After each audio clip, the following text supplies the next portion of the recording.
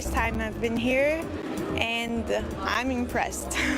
These are the lectures which are giving you an idea about the future, where the whole trend is going, where we are moving. Speakers have high quality speech with really new information over there. So yes, it's interesting.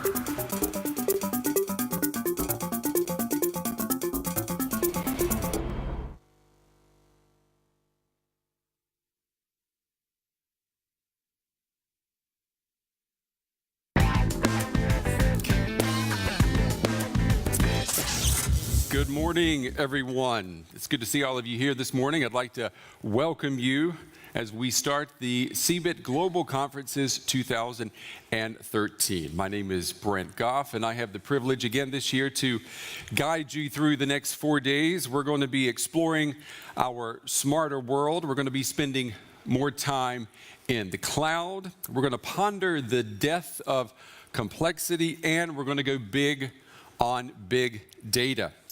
I'd also like to welcome our viewers who are watching online via live stream. You can take part in our conversations this week, just like the people who are going to be sitting in the audience with us. And if you tweet it, chances are we will ask it. All this week, you can send your question to us on Twitter, hashtag CGC13. So just remember that hashtag CGC13. You can also follow us on Facebook, and I promise I will try to include as many questions as possible during the Q&A time with our keynote speakers and our panelists. Now, some of the biggest names, some of the biggest thinkers, the movers and shakers in the ICT industry will talk with you right here beginning today about where our connected world is and where it's headed. This year we've decided that maybe 3 stages are maybe a bit better than just having one. I mean, we've got the center stage right here, but this year we've added 2 others. Just around the corner, you're going to find the power stage, which will be offering more than 20 workshops that you can participate in. There's also the open stage, which is just downstairs. That's a speaker's corner, if you will, where entrepreneurs and startups are going to be telling you why they deserve your attention. You'll be able to ask them questions directly, give them direct feedback about their ideas. Now, no matter where you find yourself during the next 4 days, we'd like to remind you that the Global Conferences is a place to network. There are thousands of people here, just like you, trying to learn where the industry is going. We would like to appeal to you this week to seize the opportunity to talk to the person sitting next to you, introduce yourself. You might just find yourself making a deal before the week is over. We want to begin today with a man who is known everywhere here in Germany when you talk about making trade fairs successful. I've interviewed him several times before about the philosophy behind trade fairs, the strategies that go into making fairs like the CeBIT and the CeBIT Global Conferences successful. He is one of the Global Conference's biggest proponents, and it is part of his job. He's a member of the board of directors of Deutsche Messe here in Hanover. That is the company, of course, that is home to CeBIT. So it's my pleasure to start us off this week by welcoming Mr. Andreas Gruchow. Here we go. Thank you. Hello. It's a pleasure to welcome all of you at the first day of the CeBIT Global Conferences. I would really like to welcome all of you here in the room, as well as I would like to welcome all of you attending live. As Brent always mentioned, we have a tremendous success in following the speeches, the reports here live as well. Nearly every slot, every speech is attended by approximately 1,000 to 300 followers live. And during the full length of CeBIT Global Conference last year, we had 22,000 attendees following live via internet. And if you got the whole 12 months period during last CeBIT, after last CeBIT, till today, more than 100,000 persons followed what was presented here during the days of CeBIT at this podium. We are very happy about this success, and that has been the reason why we tripled the program for this year's CeBIT Global Conferences.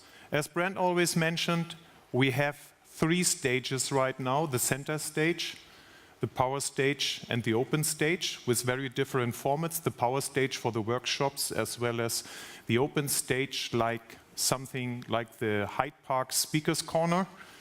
You have many speakers in the open stage. Everybody's presenting 20 slides, each for 20 seconds, about latest updating technologies, etc., etc.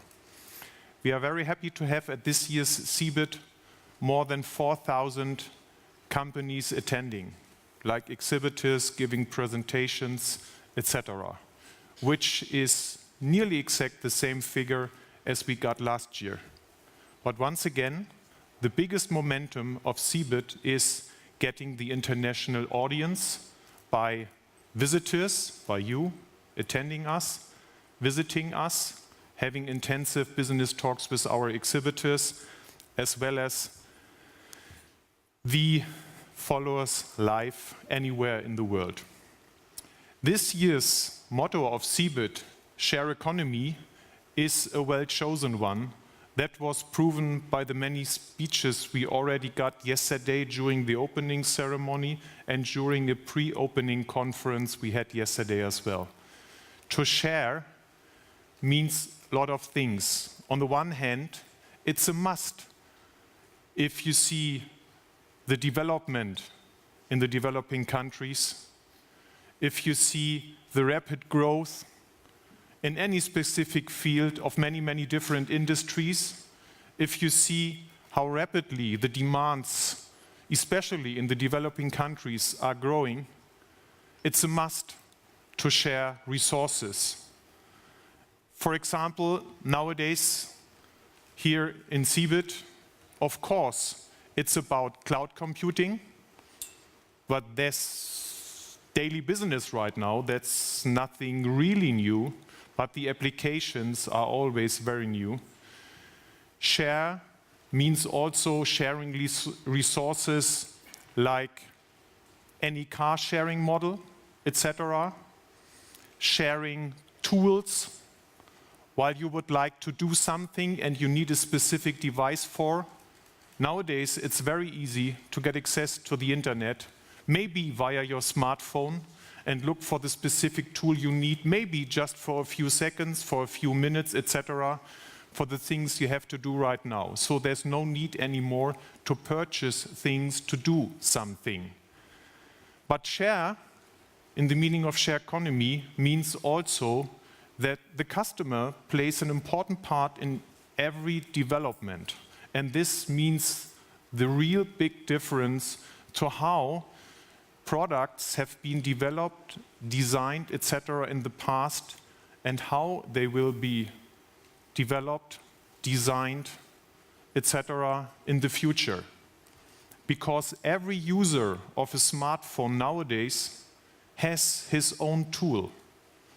The smartphone is something as a tool for production.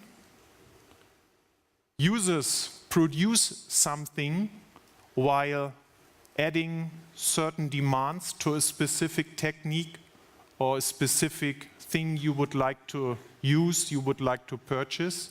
You share experience via your smartphone. The smartphone as well is your device for communication, as well as the smartphone is also the thing where you consume this information. So it's one device for very specific and different needs. And the customer, by doing so, plays also an important part, and that's the main difference, from the very early beginning, while setting up the criteria, the demands for developing a future product.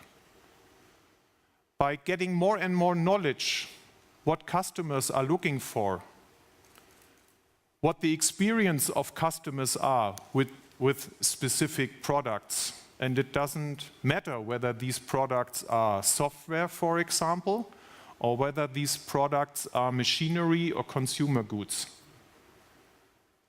While introducing and integrating this experience all of us make while using these, that's the most important input for the different R&D teams in each company to develop the products customers really looking for, and not what a specific marketing department think they are looking for. That makes the big difference. So while using these new methods of sharing knowledge, sharing experience, getting more data from customers, what they are buying, and getting very different patterns of customers purchasing these and that, might purchase also other things, etc., etc. That means this at least have a significant influence on the design of products, how to sell them, where to sell them. It has also a significant influence how to design maybe shops, consumer points of contacts, etc., etc. So that means a completely new structure of procedures, how to design, to build up, or to sell, or to use these products in very different industries. So this year's CeBIT 2013 is full of the latest trends and technologies and products for this kind of share economy. So the question nowadays is not whether you own something. In the past, it was important for individual persons to own something, maybe like a car, to have your own experience, to collect your own data in a company. That's not the future. The future is to share these information, to share products. And while doing so, there are a lot of chances that anybody on this planet has the chance to get a much higher level of living standard, to use many more things when many inhabitants of different countries wouldn't have the chance to use if there's not the chance to share. And it offers the chance for a much more rapidly development of specific things, programs, intelligence, products, etc., etc., and also to share experience for a better world tomorrow. So it's an honor, being member of Deutsche Messe, to welcome the high potential list of very well-known speakers on the next day's conference program. So for today, we have lots of CEOs talking to you about share economy, for example, like the CEO of Siemens Enterprise, CEO of Shell, etc., among others. But I would like also to mention the Polish, German ICT summit we are going to have here today afternoon. And both ministers of economy of Poland and Germany attending this summit. So please stay here listening to them. Poland is the partner country on this year's CeBIT, offers lots of opportunities for business, use the chance for contacting and use the chance for networking among yourself. Many thanks for being here. Thank you.